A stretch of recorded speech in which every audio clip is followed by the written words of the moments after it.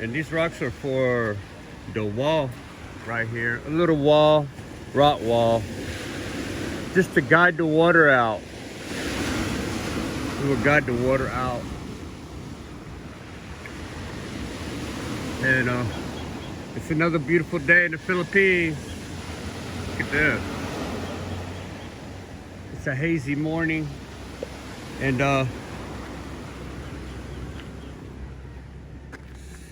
the beach dogs are at it. So that's what they're covering up so they can stay out of the sun. It's been super hot the last few days. So this are rocks for the other side.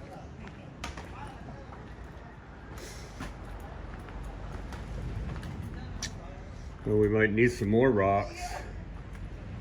I'm not sure. Yo! Huh? Oh yeah? That's a good size right there. No, the size of Marvin's head. It's kind of like the bucket brigade. This is the rock brigade. Rock with me. Oh no.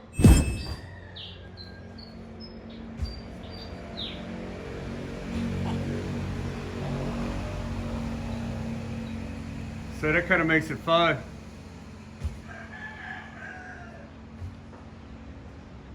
Exercise? Yeah. Marvin A's first. He picks up the rocks because when they throw him the rocks, it hits him in the head. So he's got to be the first one. He's gonna catch it. It's gonna bang. Boom! He's got to be immune to me by now. Immunity. I'm tired, so set on this rock right here. Let's talk about this well. It's so convenient. But I mean, you might think, oh, it's ugly. All this stuff. Yeah, it's kind of iffy. I could cover this up with the dirt or a bigger pipe. This long blue pipe. I might give it some, I don't want it to break or anything like that, so. Anything, there is such a thing as a well house. I could put around this whole thing to protect it. I don't know. I don't think I will. Anyway, that pump pulls the water out of the ground. You see them two valves. So one goes to this well, that top one right there goes to this well. And that bottom one goes across the ground over to number 2 well. That's number 2 well because it was dug, this one was dug first, that was dug second. So after it pulls the water out of the ground, which is pretty clean, it goes through the pipe. It goes through the pump and then gets pumped up to this first number 1 filter. Then it goes down and boom, follow that blue pipe up to the storage tank right up there. And it stores it in that tank being filtered by a 5 micron filter already before it gets to the tank. To keep sediment, a little bit of sand every once in a while or something out of there. If your well gets low, then it might suck a little bit of sand up. Then, after that, it has a float valve in that tank. So when the float valve gets too low, it automatically turns on this pump. So, and it automatically fills up when it gets too low. Also, right next to it, that orange one is a pressure tank. And there's a pump next to that pumps the pressure up to that, independent of this pump. Which there's check valves all along, so wherever we need them at. So there's no backflow. So then, once the pressure is adequate, which it goes from, I don't know, everybody says a 20 range, 20 to 40, 30 to 50 and 40 to 60. But when we first turned mine on, it was 18 to 47. So that's almost 20 to 40 with a little wider range. And it worked fine, so I see no reason. I know some of your plumbers might disagree, but I don't see any reason to change it. It's working fine. So then it pressures it up like that. Then when you use water in the house, it reduces the pressure. And I got some really good pressure in the house. And then if something happens to this well gets low, which it has one time in the dry season now, this well hadn't been used for a while, so except for at the top, you know, they wash up and they fill stuff up from the top of the well. Which also, you know, we got this hand pump, which is independent. Watch, I'll show you.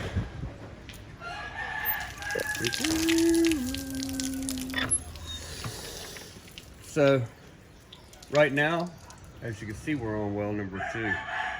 This well is not turned on to the house, but it can be. And we did it when this well got low and the pump started cavitating.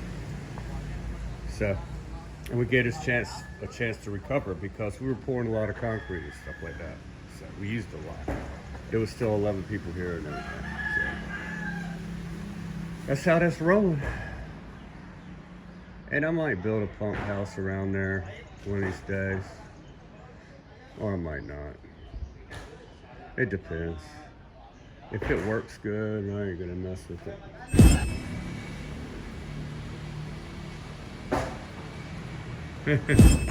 This will be a Riff Raff wall. It's gonna match the beach.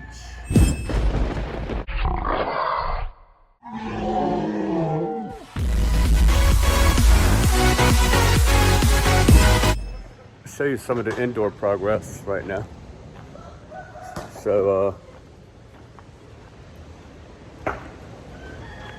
I brought the car down here because, again, I'm not feeling my best, but the show must go on.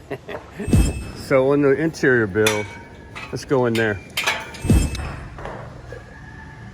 So the wash machine is all hooked up. I think y'all saw some of that yesterday. A drain comes out here, straight down, and straight to that ditch right there. But they don't put a wash machine water. It's safe for the ocean wash machine. You know, you don't put.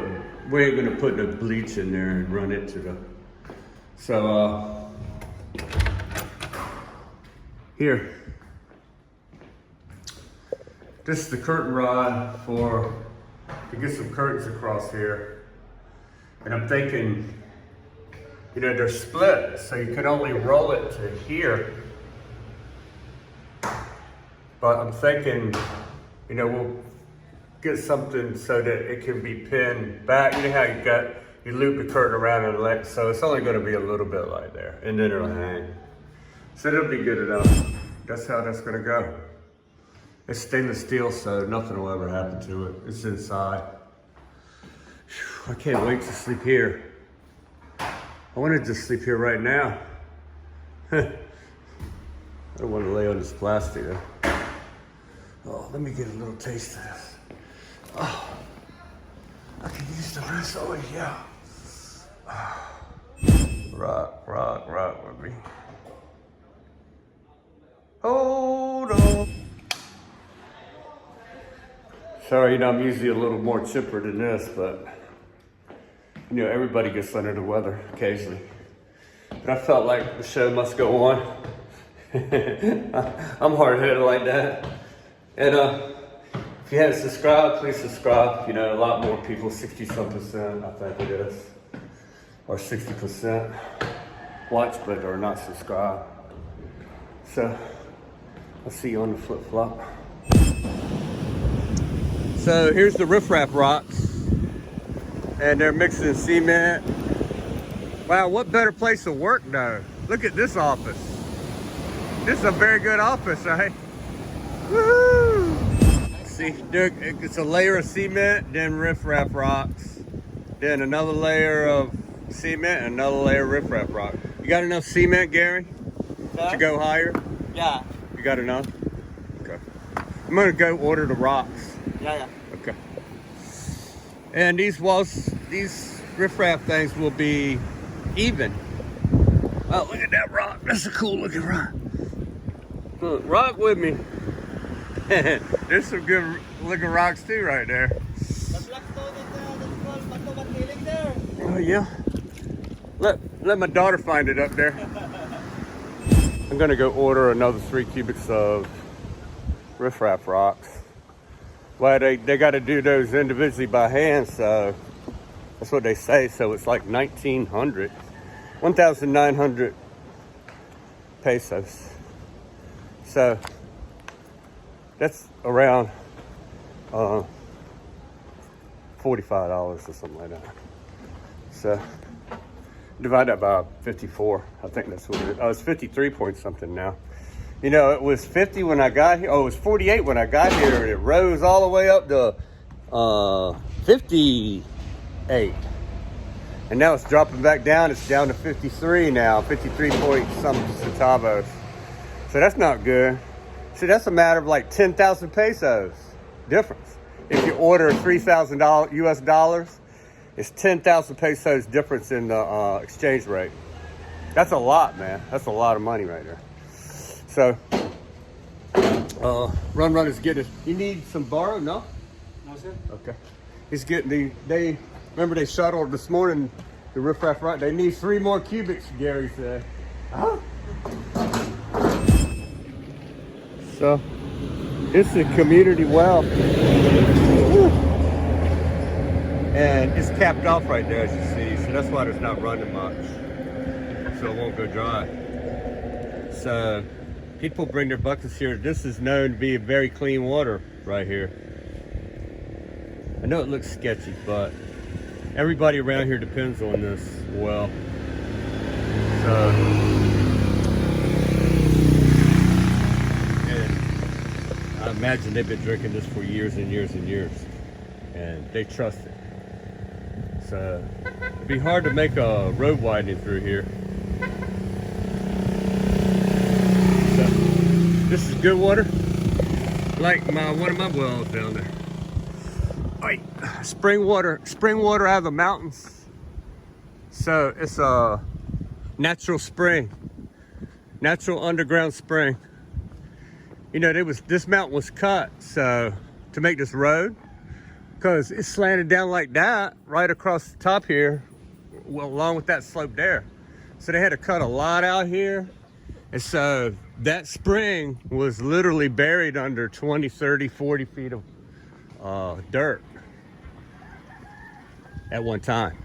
These mountains went naturally down there too. They've been ate away also. So I got another load of 3 cubics of Riff Raff, like about that size of Riff Raff right there. So there's my house right there, which I can't wait to live in. And somebody asked me about a lot, so I'm gonna give them some information right now. Supposedly, so here's the road, and here's the opening. So there's a lot up here for sale. I'm not sure how big it is. You know, you would have to put some, it's no biggie. It's a mountain, the side of a mountain. Just like, you know, this road, they cut the mountain right here, and of course that's part of the mountain. The slope came down and it followed this slope down to a natural mountain like that down there. That's where the mountain ended, down there near my steps, or a little bit into my house, because when I came here, we kind of flattened it out right there. So I haven't yet found out the size of this lot, but that's the view. It's the same view. And from what I understand from these people, this is not even finished. They're asking a high price for this, $7 million, and it's not even finished. But Gary says the inside is ugly. So and I wouldn't recommend it, because, you know, I saw the way it was getting built, and I wouldn't recommend it. It's up to you. $7 million is way more than this house costs. So this house was, I was the contractor. I found all the stuff to put in here, and with help from my wife and Gary with some suggestions. And then Dad had a contractor. So that's where like 4 million went. 4 million pesos went to a contractor and to an enormous amount of landfill. Enormous. So 7 million, but I wouldn't recommend it. On the other hand, you know, if you you know, you don't have direct access to the beach except for here, you know, but you wouldn't have it if I'm not home, you know what I mean? But we don't go traveling around a lot, you know, so this would be your beach access right down here, right through that gate right there. And down them steps right there. And then out there, and there'd be a bathroom down there by the beach for you too. So I'm sure you saw it. But this would take some landfill like this, because the rain has made a cut right there, but it's okay. There's another natural cut on the side of the property over here somewhere, and it all goes to a stream down here. And I'm not sure how much that one is yet, or how many square meters, but he's supposed to be finding out soon. So this lot down here, you know, my lot is 1,000 square meters. So you see me walking around it all the time. This lot is the only lot right down through here that I know of, and it's being sold by the brother of the lady that sold me my, because my land was co-owned by her and her brother right there. So this section of bushy area up to that house right there is 2 lots. From the edge of this guy's property, let me show that better. Anyway, this guy's property goes to, you see that wall? I'm pretty sure that's where the property line is. So about right here, marked it with this tree, this big tree, and this leaning coconut tree. So that's the edge of the property. And like I said, this is 2 lots. There's a little bit of problem with this, but I don't think it's too bad, because you know, we had to pay some back taxes on that property to get it free, to get the title free, and the same thing will happen to this. But somebody from the Valderrama bought one of these lots, the one here, and that orange house where the pink tree is where the Norwegian lives. And he's got a pretty house too, so this is 2 lots, and the lot that is left is 700 square meters. And I talked to the sister of the brother, the lady that sold me my house, and she says it is 700 square meters. So that would be about, I don't know if the other one's 700 square meters also, but I don't know. So it's only 70% the size of my house, 70%. And I wonder if that's a marker right there. That very well could be a preliminary marker. I know it looks funny. Oh no, that's the cable for the, they're running cable and stuff like that. I recognize that blue. Markers are generally concrete. So I think it would be somewhere right around here. Would be the line. I don't know, like I said, I don't know if they bought 1,000 square meters or they bought 700 square meters. I don't know if it's split, but this would be the lot. So this Norwegian wall is right there. That's his property. So this would be the one that's available. Going from this wall, 700 square meters, probably would be, I'm guessing that they bought 1,000 square meters. About to this,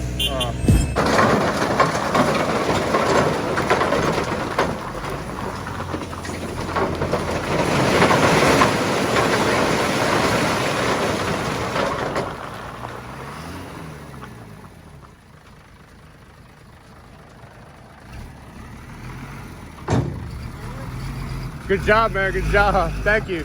Thank you.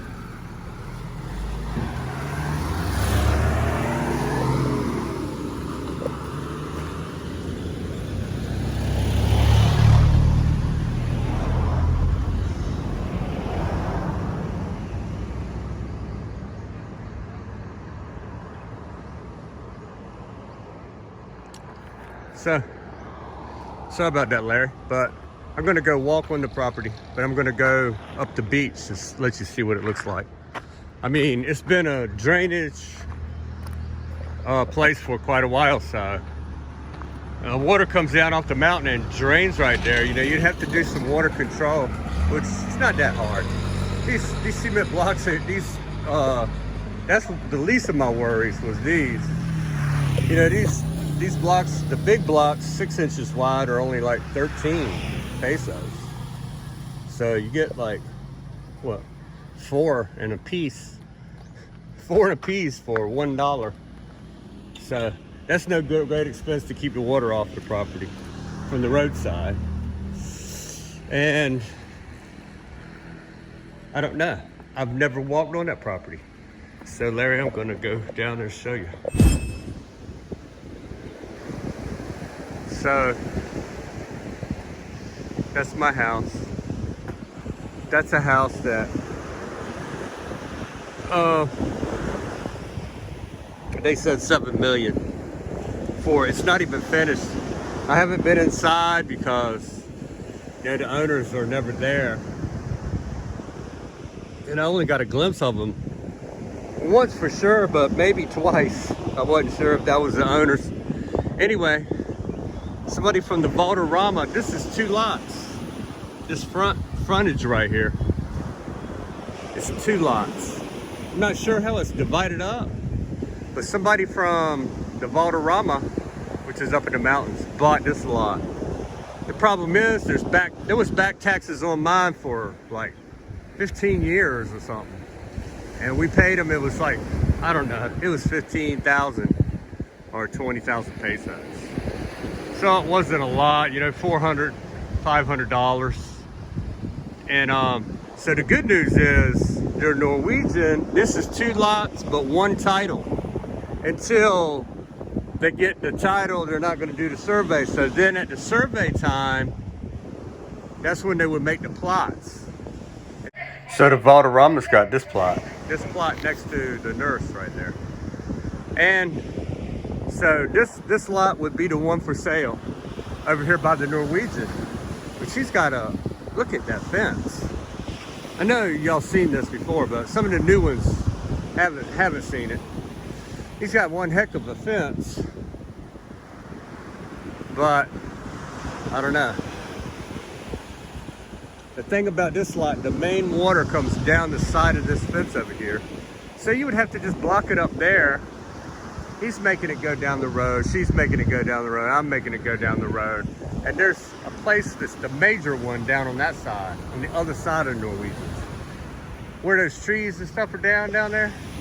That one and up on the other side of Norwegian's fence is also like a river coming out of there. So you would have to block the water on a road, like I said, no biggie. But this is not an uphill thing. This is similar to my property. And you know, he can't sell the tide line, and I think he did with me. I think part of it was the tide line, because at that time of year, the tide line was even with, well, that's pretty close. You see where it's done ate away this bank. That's close to, yeah. It's only like 3 feet to there. That's it. So, so 700 square meters, 70% of my yard. That's what it is. And just that 3 feet, you know, you could backfill it, fence it, backfill it. Make like a seawall fence like I did. Not like that fence. It's just, you know, a matter of 5 feet. I mean, you're already there digging. Why not make it down below the water table? Oh no. I don't know why they did it like that. Wow. I mean, it's flat back in there. So she said I can go in there, so I'm going to go up in there. This would be the lot right here. It's 1,500 per square meter. I think that she thinks it is that. Can't write that in stone. I told her it was a Philippine lady out of Colossi, so that I didn't lie. Anyway. So that's the Norwegian. And I guess I think this is her cousin or something like that. So I think it's where that fence, see that wire fence right there? Whew.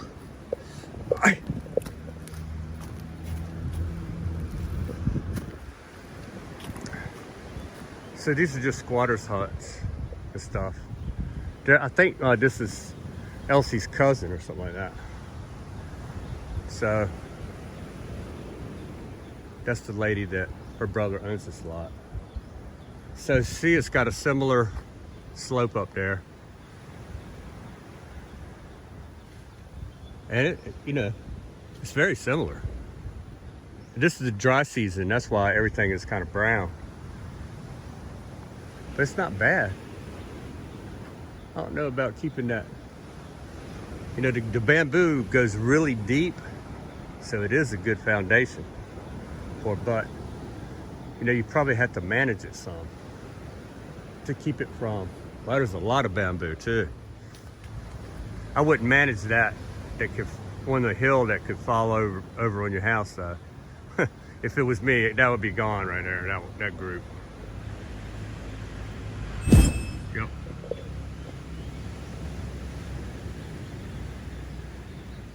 So there's a makeshift fence right there. Well, that's a small lot if that's the property line. I don't know where the property line is.